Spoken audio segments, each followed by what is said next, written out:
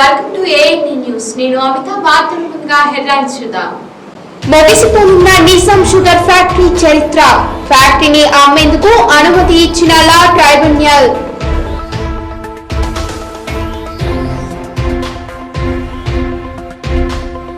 జిల్లాలో ఎక్కువగా నమోదవుతున్న డెంగ్యూ కేసులు. హై రిస్క్ జిల్లాగా నిజామాబాద్.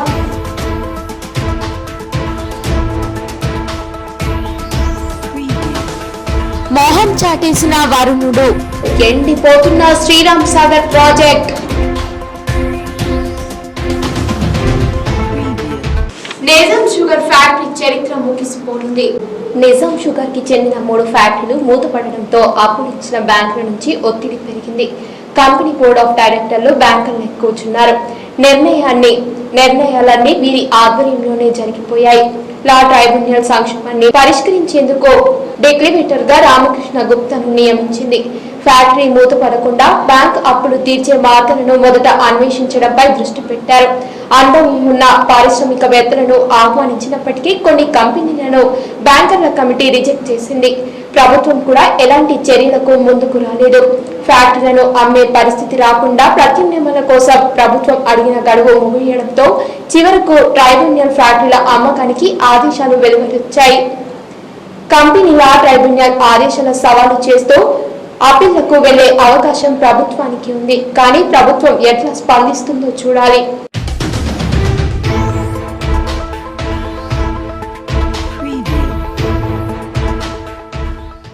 నిజాం షుగర్ తెలంగాణ ఉద్యమంలోనూ ప్రధాన అంశమయ్యింది. 2014 ఎన్నికలకు ముందు పోతంలో ప్రచారానికి వచ్చిన కేసీఆర్ టీఆర్ఎస్ పార్టీ అధికారంలోకి వస్తే 100 రోజులలో ఫ్యాక్టరీని తెరిపిస్తానని హామీ ఇచ్చారు. అనుకున్నట్టుగానే ఆయన పవర్లోకి వచ్చారు. తర్వాత రైతులు, కార్మికులు అనేక సార్లు టీఆర్ఎస్ నేతలను నిజామాబాద్ ఎంపీగా ఉన్న కేసీఆర్ బిడ్డ కవితను కలిసి ఫ్యాక్టరీని తిరిగి తెరిపించేందుకు చొరవ చూపాలని కోరారు. అనేక సందర్భాలలో ప్రభుత్వమే ఫ్యాక్టరీని నడిపిస్తుందని హామీ ఇచ్చిన సర్కార్ ఆ తర్వాత ప్రత్యామ్నాయాలను సూచించింది. మహారాష్ట్ర తరహాలో రైతుల సహకార సంఘాలు పెట్టి యాజమాన్యాన్ని వారికి అప్పగించాలని చూసింది. మహారాష్ట్రలో ఫ్యాక్టరీల నిర్వహణ పరిశీలించేందుకు అప్పటి వ్యవసాయ శాఖ మంత్రి పోచారం శ్రీనివాస్ రెడ్డి నాయకత్వంలో రైతులను అక్కడికి పంపింది. ఈ ప్రతిపాదనను రైతులు వ్యతిరేకించారు. పూర్తిగా ప్రభుత్వ యాజమాన్యంలోనే ఫ్యాక్టరీని నడిపించాలని కోరిన కేసీఆర్ సర్కార్ పట్టించుకోలేదు.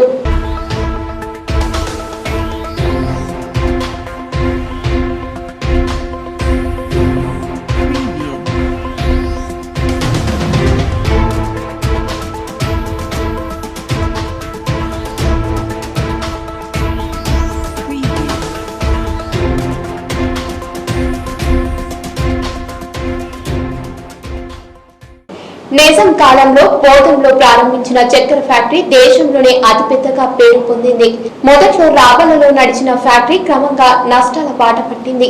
టీడీపీ హయాంలో నష్టాల సాకుతో బాటలను అమ్మడంతో ఈ ఫ్యాక్టరీ ప్రచారం మసకబారడం మొదలైంది.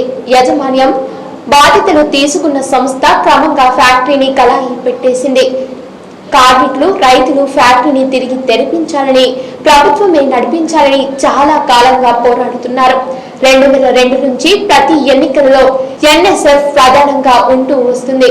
రైతులు, కార్మికుల ఆందోళనలతో రాజశేఖర్ రెడ్డి పవర్లోకి వచ్చిన తర్వాత శాసనసభ సంఘాన్ని ఏర్పాటు చేశారు. ఈ సంఘం ప్రైవేటీకరణ రద్దు చేయాలని సిఫార్సు చేసింది. ఈ సిఫార్సు అమలు కోరుతూ చెరకు రైతులు రాష్ట్ర న్యాయస్థానాన్ని ఆశ్రయించారు. నిజాం షుగర్స్ ఫ్యాక్టరీలలో 51% వాటా ఉన్న డెవలపర్స్ యాజమాన్యం ఫ్యాక్టరీలలో ఆధునికరణ పనుల కోసం 270 కోట్లు ఖర్చు చేశామని, ఒకవేళ ఫ్యాక్టరీని పూర్తిగా ప్రభుత్వమే స్వాధీనం చేసుకోవాలంటే ఈ మొత్తం తమకు ఇవ్వాలని డిమాండ్ చేసింది. దాంతో ఈ సిఫార్సుకు కాలం చెల్లిపోయింది. 2015లో లేఅవుట్ ప్రకటించిన డెవలపర్స్ సంస్థ కలాయి పరిశ్రమలుగా గుర్తించాలని కోరుతూ BIFR కు వెళ్ళింది. తర్వాత సమస్య అక్కడి నుంచి కంపెనీ లా ట్రైబ్యునల్ కు చేరింది.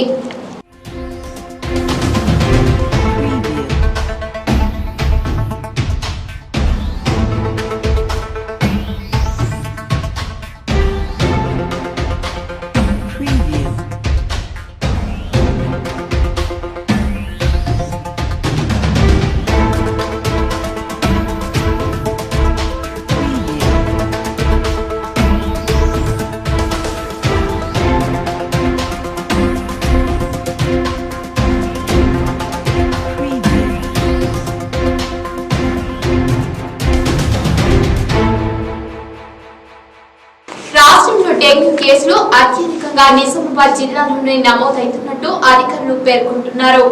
డెంగ్యూ హై రిస్క్ జిల్లాలో నిజామాబాద్ మొదటి స్థానంలో ఉంది.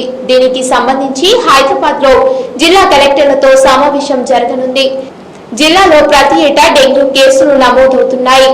క్షేత్రస్థాయిలో వ్యాధి నివారణకు పకడ్బందీ చర్యలు అమలు కాకపోవడమే దీనికి ప్రధాన కారణమని తెలుస్తోంది. దీంతో వ్యాధిగ్రస్తులు ప్రాణాలు కోల్పోయే పరిస్థితి ఏర్పడుతున్నాయి. 2017 సంవత్సరంలో జిల్లా వ్యాప్తంగా 212 కేసులు నమోదైతే జిల్లా కేంద్రంలోనే 122 కేసులు నమోదయ్యాయి. 2018లో 156 కేసులు నమోదైతే జిల్లా కేంద్రంలో 17 కేసులు నమోదయ్యాయి. జిల్లా కేంద్రంలోని Malapalli, Arasapalli, Vinayak Nagar, Ambedkar colony, Abid Nagar, Mahalakshmi Nagar, Gautam Nagar, Nagaram, Nizam colony, Sanjeevaiah colony, Yellammagutta, driver colony ప్రాంతంలో ఎక్కువగా డెంగ్యూ కేసులు నమోదవుతున్నాయి. 2017లో వినాయక్ నగర్ లో 2789 మంది జనాభా ఉండగా 13 కేసులు అత్యధికంగా ఇక్కడే నమోదయ్యాయి. డిచ్పిలి ప్రాథమిక ఆరోగ్య కేంద్రం పరిధిలో 24 కేసులు నమోదయ్యాయి. బోధన్ ప్రాంతంలో అత్యధికంగా 29 కేసులు నమోదయ్యాయి. ఆర్మూర్ ఆరోగ్య కేంద్రం పరిధిలో 16 కేసులు నమోదయ్యాయి. డెంగ్యూ కేసు నమోదు కాగానే ఒక కేసు 400 రూపాయల ఖర్చు చేస్తూ నివారణ చర్యలు చేపడుతున్నారు. ఒకవేళ అందుబాటులో స్ప్రే మందు లేకుంటే కొనుగోలు చేస్తున్నారు. ఇలా ఒక్క కేసుకు 500 వరకు ఖర్చు చేస్తున్నారు. ఇది వరకు లక్షలాది రూపాయలు ఖర్చు చేశారు. అయినా వ్యాధుల నిరంతరణ జరగడం లేదు. ఈ వ్యాధి నివారణకు సంబంధించిన అవగాహన కార్యక్రమాలు విస్తృతంగా చేపట్టాలి. సీజనల్ వ్యాధులు జూన్ నుండి డిసెంబర్ వరకు వ్యాపిస్తాయి. ఈ కాలంలోనే వ్యాధుల నమోదు అత్యధికంగా ఉంటుంది. ముందస్తు చర్యలు చేపట్టి జాగ్రత్తలు తీసుకోవాలి. కాలజత బృందాల చేత గ్రామంలో ప్రదర్శనలు చేపట్టాలి. కరపత్రాల పంపిణీ, ఆరోగ్య కేంద్రాల్లో అవగాహన కార్యక్రమాలు కొనసాగించాలి. ప్రస్తుతం ఈ కార్యక్రమాలు నామమాత్రంగా కొనసాగుతున్నాయి. ఇటీవలే మలేరియా శాఖ ఆధ్వర్యంలో వ్యాధుల నియంత్రణపై అవగాహన కార్యక్రమాలను పాఠశాలలో, గురుకుల పాఠశాలలో నిర్వహించారు. వాస్తవానికి గ్రామాలలో నిర్వహిస్తే ఎంతో ప్రయోజనం చేకూరేది. పాఠశాలలో నిర్వహిస్తే నివారణ కార్యక్రమాలు విద్యార్థులు ఎలా చేపడతారని విమర్శలు వచ్చాయి.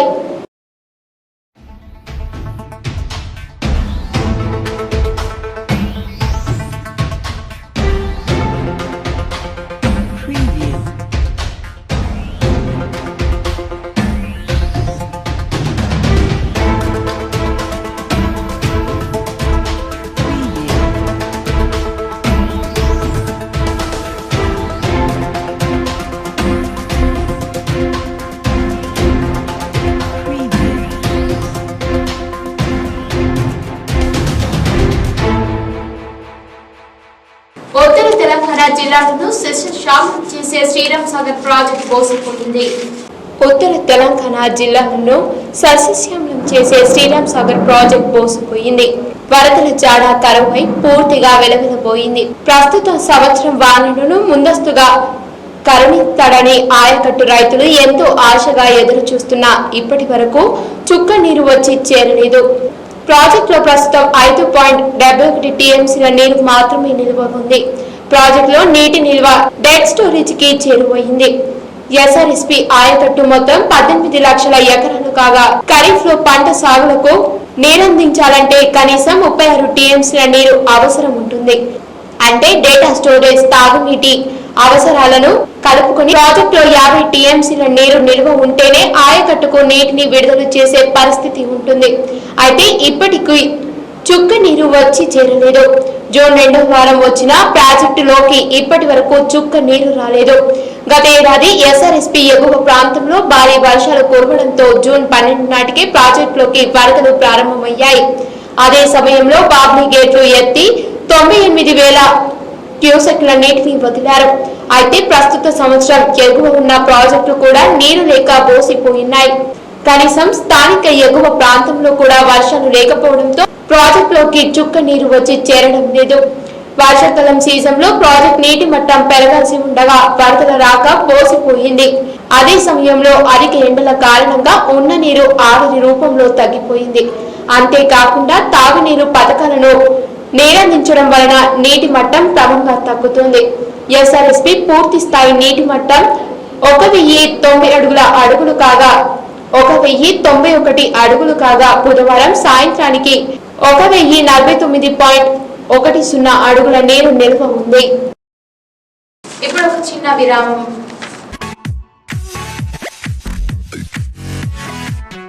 अपनी कारकर्दगी से मशहूर व मारूफ इदारा ब्रेन स्टार, जो कि मलेशिया के अली इंटरनेशनल स्कूल के तर्ज तालीम पर आपके नौनिहालों दीनी व दुनियावी तालीम से आरास्ता करते हुए कामयाबी की राह पर गामजन करेगा। सिक्योरिटी की सहूलत, खातून असातिज़ा की निगरानी, 15 से 20 बच्चों के लिए एक टीचर तो आया जाता है। दाखिले जारी है। अपने नौनिहालों के मुस्तकबिल के लिए जरूर दाखिला दिलवाएं।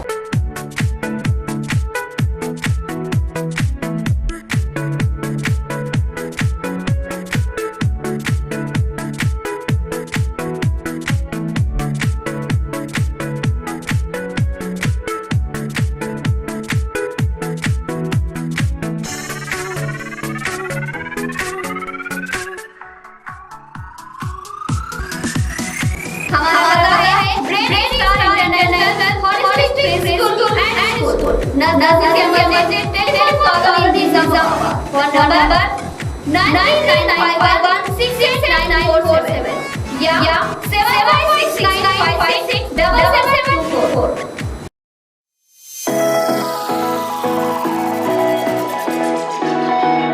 लिमरन गेस्ट हाउस पुरसुकून माहौल से वाबस्ता कुशादा हाल और एयर कंडीशन और पार्किंग की सहूलत आपकी तकारीफ को चार चांद और आपकी तकलीफ की सेवाएं बढ़ाने के लिए हमारे यहाँ दस्तयाब है।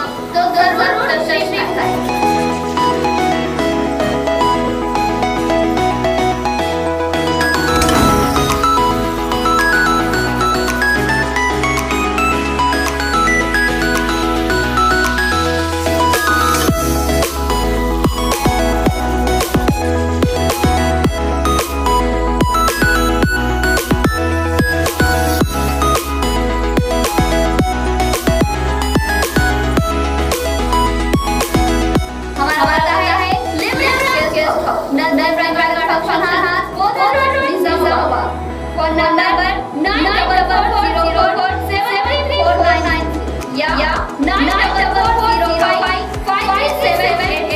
फैशन की दुनिया में एक नया नाम माचो मेंस वेयर। हमारे यहाँ लड़कों के लिए अलग अलग ब्रांड के jeans, T shirt, shirts, formal, casual और ट्राउजर्स दस्तयाब। रमजान मुबारक में खुसूसी ब्रांड के स्टॉक हमारे यहाँ मौजूद है। Macho men's wear, city plaza complex, रूबरू Sridevi theatre, Nizamabad.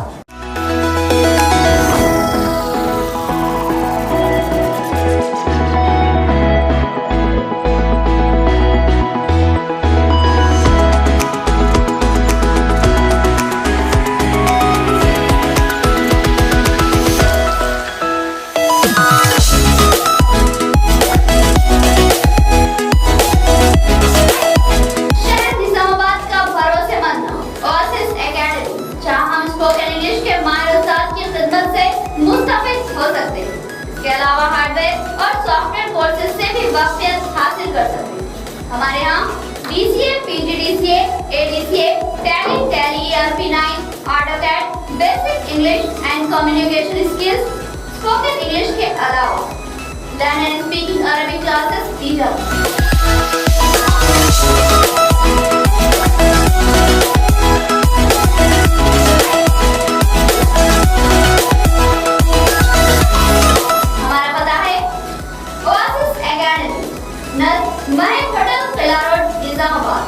Phone number 9154784729 या 8801359424।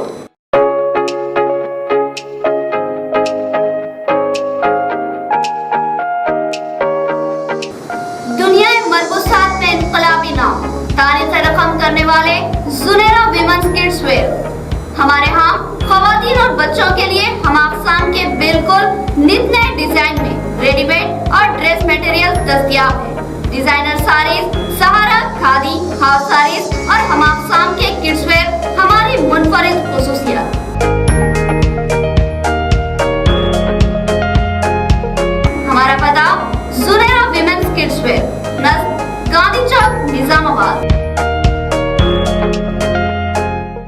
Welcome back to news. Gujarat కు గండం తప్పింది. అతి తీవ్ర తుఫానుగా మారిన వాయువు తన దిశను మార్చుకుంది. అరబియా సముద్రంలోకి మళ్లింది.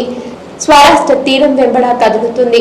అయితే పరిస్థితి ఇంకా ప్రమాదకరంగానే ఉందని వాతావరణ శాఖ తెలిపింది. తీర ప్రాంతంలో భారీ ఈదురుగాలులు వర్షాలు కొనసాగుతాయని హెచ్చరించింది. ద్వారకలో గంటకు 90 నుంచి 100 కిలోమీటర్ల వేగంతో గాలులు వీస్తున్నాయి. వెనుకలు 110 కిలోమీటర్ల కన్నా వేగంతో వీచే అవకాశం ఉందని ఐఎండీ చెప్పింది. పోర్బందర్కు 150 కిలోమీటర్ల దూరంలో తుఫాను కేంద్ర కృత్రిమ ఉందని Gujarat additional chief secretary Pankaj Kumar తెలిపారు. వచ్చే 50 నుంచి 60 గంటలు చాలా ముఖ్యమని కోస్ట్ గార్డ్ అధికారులు తెలిపారు. మత్స్యకారులు, తీర ప్రాంతాలలో నివసిస్తున్న ప్రజలు సురక్షిత ప్రాంతాలకు తరలి వెళ్లాలని సూచించారు. ఎన్ఆర్డీఎఫ్ కు చెందిన 11 టీంలు 10 కోస్టల్ జిల్లాల్లో మోహరించినట్టు తెలిపారు. దీనికి అదనంగా 10 ఆర్మీ బృందాలు, 14 స్టేట్ రిజర్వ్ పోలీస్ టీంలను, 300 మంది కమాండెంట్ గస్టులను స్వరాష్ట్ర ఏరియాలలో సిద్ధంగా ఉన్నారు. ముందు జాగ్రత్త చర్యలలో భాగంగా దాదాపు 3 లక్షల మందిని సురక్షిత ప్రాంతాలకు తరలించారు. 37 రైళ్లు తాత్కాలికంగా రద్దు చేసినట్టు రైల్వే ప్రకటించింది. కానీ స్వరాష్ట్రంలోని ఎయిర్పోర్ట్స్ లో తమ కార్యకలాపాలకు పూర్తిగా నిలిపివేశారు. కేరళలో నైరుతి తన ప్రభావం చూపుతుంది. అక్కడ భారీ వర్షాలు కురుస్తున్నాయి. తీర ప్రాంతాలలో చాలా చోట్ల చెట్లు కూలిపోయాయి, ఇళ్లు ధ్వంసమయ్యాయి. కోజికోడ్లలో భారీ వర్షాలు కురిసినట్టు ఐఎండీ తెలిపింది. అరబియా మహాసముద్రంలో వాయు తుఫాను కొనసాగుతుండడం వల్లే నైరుతి రుతుపవనాలు మందగమనం కొనసాగుతుంది. గాలిలో తేమంత తుఫాను ఉన్న ప్రాంతానికి వెళ్లిపోయింది. దీంతో తెలుగు రాష్ట్రంలోకి నైరుతి రాక ఆలస్యమైంది. ఎండలు కొనసాగాయి. అయితే తాజాగా గుజరాత్ తీరాన్ని తాకకుండా వాయువు వెళ్లిపోవడంతో రుతుపవనాలలో కదలిక వస్తుందని హైదరాబాద్ వాతావరణ కేంద్రం అధికారులు అంచనా వేస్తున్నారు. నైరుతి వేగం పెరుగుతుందని చెబుతున్నారు. ఈ నెల 16 నుంచి 18 తేదీలలో నైరుతి రుతుపవనాలు రాష్ట్రంలోకి వచ్చే అవకాశం ఉందని వాతావరణ శాఖ హైదరాబాద్ కేంద్రం డైరెక్టర్ రాజారావు తెలిపారు. అరబియా సముద్రంలో ఏర్పడిన వాయు తుఫాను వల్ల నైరుతి రాక లేట్ అయ్యిందని అన్నారు. రాష్ట్రంలో మరో 4 రోజుల పాటు ఎండలు కొనసాగుతాయని తెలిపారు. ఖమ్మంలో అత్యధికంగా 42.4 డిగ్రీల కనిష్ట ఉష్ణోగ్రత రికార్డు అయ్యింది. రాష్ట్రంలో పలు చోట్ల శుక్ర శని వారాలలో తేలికపాటి నుంచి మోస్తరు వర్షాలు కురిసే అవకాశం ఉందని వాతావరణ శాఖ పేర్కొంది. గురువారం రాష్ట్రంలోని పలు ప్రాంతాలలో తేలికపాటు జల్లులు కురిశాయి. వనపర్తి, సంగారెడ్డి, హైదరాబాద్, మహబూబ్ నగర్, నారాయణపేట, రంగారెడ్డి, గద్వాల్, కర్నూలు జిల్లాల్లో పలు చోట్ల వర్షం పడింది.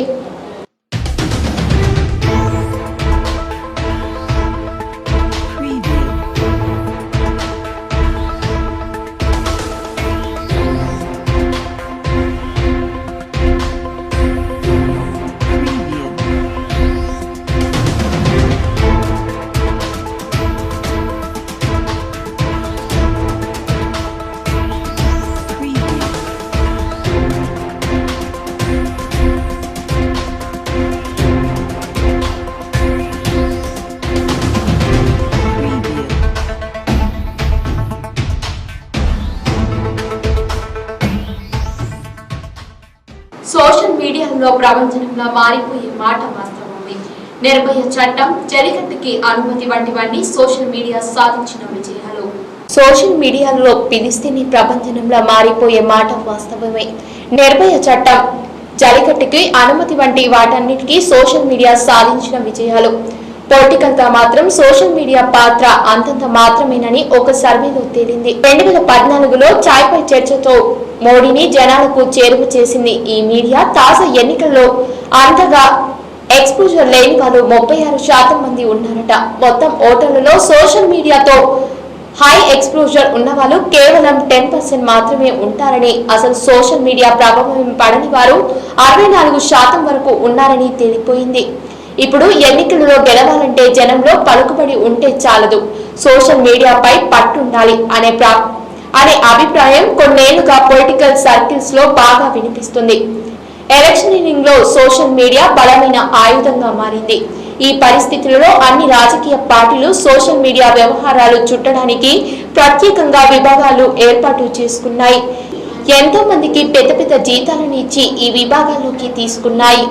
తాజా ఎన్నికల ఫలితాలను విశ్లేషిస్తే గెలుపోటములకు సోషల్ మీడియాలోపై చేయి సాధించడానికి ఏమాత్రం సంబంధం లేదన్న వాస్తవం వెలుగు చూస్తుంది. సిఎస్డిఎస్ సర్వే ఈ విషయాన్ని తేల్చి చెప్పింది. ఓటర్లపై సోషల్ మీడియా ప్రభావం కేవలం గెలుపు మాత్రమేనని స్పష్టం చేశాయి. సోషల్ మీడియాకి సంబంధించిన ప్రచారంలో ఉన్నదంతా అపోహ మాత్రమేనని సర్వే పేర్కొంది.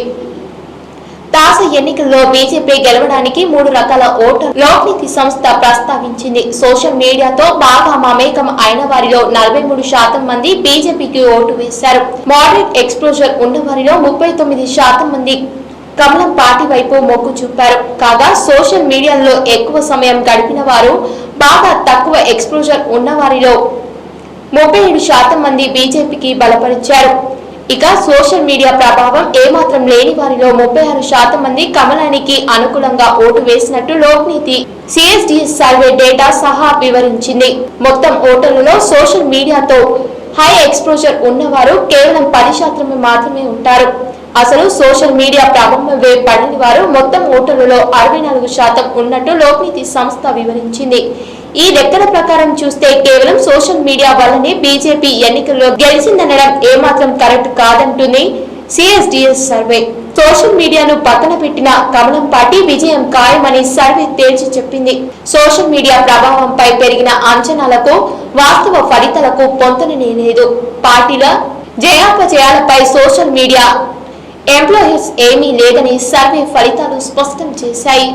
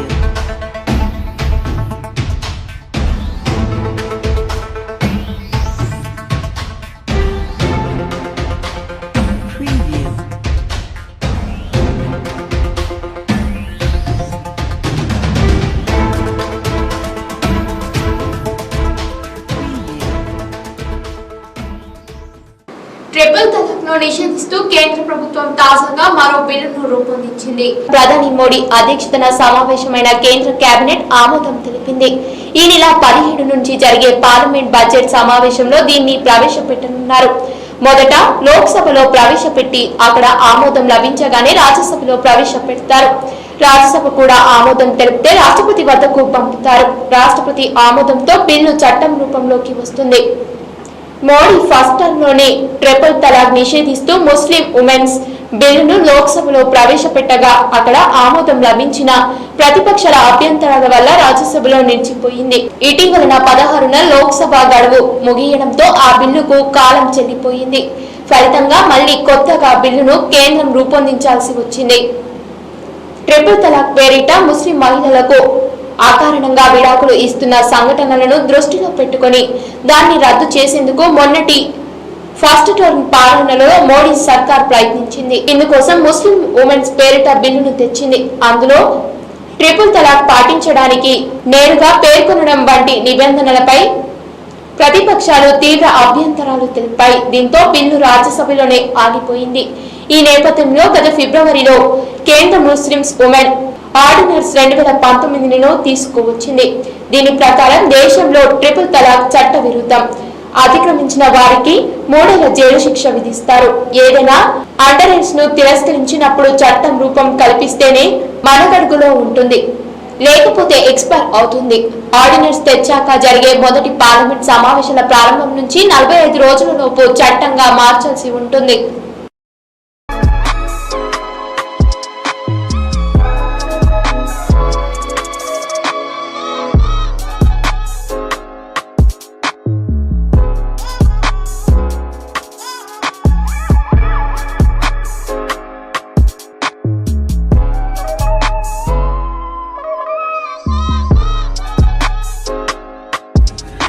Yeah, look at how gorgeous it is. Oh my god. Get a good sweet shot of that. listening. Hey, what's up? Jack Black here. Another episode of Jablinski Games.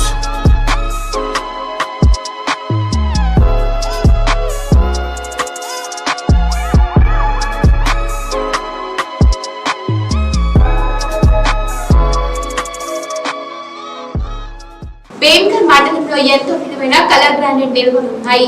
ఇక్కడే ప్రత్యేకంగా లభించే గ్రానైట్ కు పెద్ద ఎత్తున demand ఉంటుంది. భీమ్గల్ మండలంలో ఎంతో విలువైన కలర్ గ్రానైట్ నిల్వలున్నాయి. ఇక్కడే ప్రత్యేకంగా లభించే ఈ గ్రానైట్ కు పెద్ద ఎత్తున డిమాండ్ ఉంటుంది. చైనా వంటి దేశాలకు గ్రానైట్ ఎగుమతి జరుగుతుంది. దీంతో మండలంలోని మెండోరా శివారులో గ్రానైట్ తవ్వకం లీజ్ కోసం 2012లో ఓ బడా కంపెనీ దరఖాస్తు చేసుకుంది. ఎన్ఓసి ఇచ్చేందుకు స్థలాన్ని పరిశీలించిన రెవెన్యూ అధికారులు అక్కడ వ్యవసాయ భూములు, పంట పొలాలు దెబ్బతింటాయని, సమీపంలోనే గుడి, పాఠశాల కూడా ఉండటంతో గ్రానైట్ తవ్వకానికి వీలు లేదని నివేదిక ఇచ్చింది. దీంతో ఫైల్ పెండింగ్ లో పడిపోయింది. 6 ఏళ్ల తర్వాత మళ్లీ ఇప్పుడు ఇదే లీజ్ కోసం ఆ బడా గ్రానైట్ కంపెనీ పావులు కదుపుతుంది. గ్రానైట్ తవ్వకంలో కోట్లు దండుకోవడానికి అలవాటు పడిన బడా కంపెనీ లీజ్ కోసం పట్టువదలని ప్రయత్నం చేస్తుంది. అక్కడ గ్రానైట్ తవ్వడానికి వీలు పడదని అధికారులు తేల్చి చెప్పి నివేదిక ఇచ్చినప్పటికీ అదే క్వారీ లీజ్ కోసం ఈ కంపెనీ 6 ఏళ్ల తర్వాత కూడా మళ్లీ ప్రయత్నాలు సాగిస్తుండడం భూగర్భ గనుల శాఖలో అంతర్గతంగా చర్చనీయాంశంగా మారింది. కోట్లు విలువ చేసే కలర్ గ్రానైట్ ను ఎలాగైనా తవ్వుకొని తీసుకెళ్లేందుకు కంపెనీ సామధాన దండోపాయాలను వినియోగిస్తుంది. జిల్లాలోని భీమ్గల్ మండలంలో ఎంతో విలువైన కలర్ గ్రానైట్ నిల్వలున్నాయి. కేవలం నిజామాబాద్ జిల్లాలోనే ప్రత్యేకంగా లభించే ఈ గ్రానైట్ కు పెద్ద ఎత్తున డిమాండ్ ఉంటుంది. చైనా వంటి దేశాలకు గ్రానైట్ ఎగుమతి అవుతుంది. ఇప్పటికే జిల్లాలో పలు బడా కంపెనీలు ఏళ్ల తరబడి గ్రానైట్ తవ్వకాలు సాగిస్తున్నాయి. వీటికి తోడు మరికొన్ని కంపెనీలు కూడా కొత్త లీజుల కోసం ప్రయత్నాలు చేశాయి. ఇందులో భాగంగా భీమ్గల్ మండలం మెండోరా శివారులో ఉన్న ఓ లీజ్ కోసం 2012లో ఓ బడా కంపెనీ దరఖాస్తు చేసుకుంది. దరఖాస్తును పరిశీలించిన భూగర్భ గనుల శాఖ అధికారులు ఎన్ఓసి కోసం రెవెన్యూ అధికారులకు రాశారు. స్థలాన్ని పరిశీలించిన ఆ శాఖ అధికారులు అక్కడ గ్రానైట్ తవ్వకాలు జరపడానికి వీలు లేదని నివేదిక ఇచ్చారు. అలా తవ్వితే చుట్టుపక్కల ఉన్న వ్యవసాయ భూములు, పంట పొలాలు దెబ్బతింటాయని నివేదికలో పేర్కొన్నారు. సమీపంలోనే గుడి ఉందని, తద్వారా గుడికి వచ్చే భక్తులకు ఇబ్బందులు కలుగుతాయని అన్నారు. విద్యార్థులు చదువుకునే పాఠశాల కూడా ఉండటంతో ఇక్కడ తవ్వడం నిబంధనలకు విరుద్ధమని రెవెన్యూ అధికారులు తేల్చి చెప్పారు. సుమారు 6 ఏళ్ల క్రితం తిరస్కరించిన గ్రానైట్ లీజ్ దరఖాస్తు ఫైల్ను ఆ శాఖ అధికారులు పక్కన పెట్టేశారు. తాజాగా ఈ బడా కంపెనీ లీజ్ కోసం ప్రయత్నాలు ప్రారంభించడంతో ఫైళ్లకు కాళ్లు వచ్చాయి. కదలిక షురువైంది. గతంలో తిరస్కరించిన లీజును ఎలాగైనా మంజూరు చేసుకునేందుకు అన్ని ప్రయత్నాలు జరుగుతున్నట్టు సమాచారం. ఏదైనా దొడ్డిదారిన లీజ్ పొందేందుకు అవసరమైన మార్గాలను అన్వేషిస్తున్నట్టు తెలుస్తుంది. ఈ గ్రానైట్ లీజ్ మంజూరు కోసం బడా కంపెనీ అధికారులపై రాజకీయ ఒత్తిళ్లను తెస్తుంది. కరీంనగర్ జిల్లాకు చెందిన ఒక కీలక ప్రజా ప్రతినిధి సహాయంతో లీజు పొందేందుకు పెద్ద స్థాయిలో పావులు కదుపుతోంది. మొత్తం మీద స్థానిక గ్రామాల ప్రజల జీవనానికి ప్రశ్నార్థకంగా మారే ఈ గ్రానైట్ లీజ్ మంజూరు విషయంలో అధికారులు ఎలా వ్యవహరిస్తారో అనే దానిపై ఆసక్తి నెలకొంది. ఈ విషయం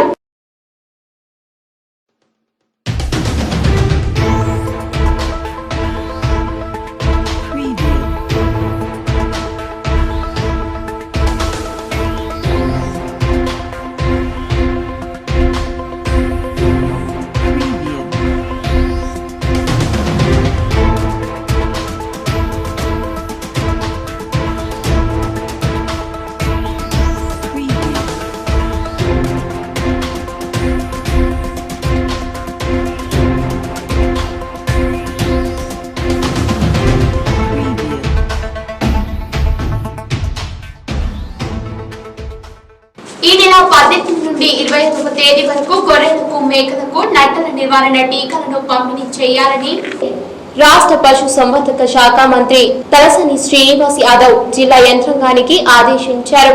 దూరదృశ్య సమీక్షలో శాఖ రాష్ట్ర కార్యదర్శి సందీప్లతో కలిసి మంత్రి జిల్లా అధికారులతో మాట్లాడారు. తొలకరి వర్షాలు సమయంలో మేకల విషయంలో జాగ్రత్తలు తీసుకోవాలని, సీజనల్ వ్యాధుల పట్ల అప్రమత్తంగా ఉండాలని సూచించారు. వారం రోజుల పాటు చేపట్టే నట్టల నివారణ కార్యక్రమంలో స్థానిక ప్రజా ప్రతినిధులను భాగస్వామ్యం చేయాలని సూచించారు. ఈ కార్యక్రమం విజయవంతం అయ్యేలా చూడాలని అన్నారు. ఇందులో రాష్ట్ర అదనపు సంచాలకులు డాక్టర్ రామచందర్, ముఖ్య కార్యనిర్వహణ అధికారిని మంజులవాణి, గొర్రె మేకల అభివృద్ధి సంస్థ డైరెక్టర్ లక్ష్మారెడ్డి సిబ్బందికి పలు సూచనలు చేశారు. నిజాం చక్కెర మిల్లును పునరుద్ధరణ విషయంలో మొదటి నుండి పాలకుల నిర్లక్ష్యంతో భవిష్యత్తు అయోమయంలో పడిందని సిపిఎం జిల్లా కార్యదర్శి రమేష్ బాబు అన్నారు. గురువారం ఆయన సిఐటియు నాయకులతో కలిసి పరిశ్రమ ఎదుట నిరసన వ్యక్తం చేశారు. ఆస్తులు అమ్మి అప్పులు తీర్చాలని తీర్పునకు పాలకులు బాధ్యత వహించాలని అన్నారు. నిర్ణీత గడువులో సర్కార్ సరైన పరిష్కార మార్గాలను సమర్చలేకపోయిందని ఆందోళన వ్యక్తం చేశారు. పరిశ్రమలను కనుమరుగు చేయాలనే నిర్ణయంతో ఉన్న సర్కార్ ఒత్తుతో మాటలతో కార్మికులను నమ్మిస్తూ వచ్చిందని, లాభాల దృష్టితో కాకుండా సంక్షేమ దృష్టితో చూడాలని పేర్కొన్నారు. కర్మాగారంపై వందలాది కార్మికుల కుటుంబాలు, వేలాది వ్యవసాయ కార్మికులు ఆధారపడి ఉన్నారని, 100 రోజులలో పరిశ్రమలను స్వాధీనం చేసుకుంటామని 5 ఏళ్ల కిందట ముఖ్యమంత్రి కేసీఆర్ ఇచ్చిన హామీ ఇప్పటికైనా నెరవేర్చుకోవాలని డిమాండ్ చేశారు. ట్రైబ్యునల్ తీర్పులపై అప్పీల్ కు వెళ్లాలని అన్నారు. కేంద్రంలోని భాజపా, రాష్ట్రంలోని తెరాస ప్రభుత్వాలదే కీలక బాధ్యత ఉంటుందని అన్నారు. ఈ కార్యక్రమంలో గంగాధర్, శంకర్ తదితరులు పాల్గొన్నారు. ఈ వార్తలు ఇంతటితో సమాప్తం. తిరిగి ప్రసారమే వార్తలో మళ్ళీ కలుద్దాం. అంతవరకు చూస్తుండండి మీ ANN న్యూస్.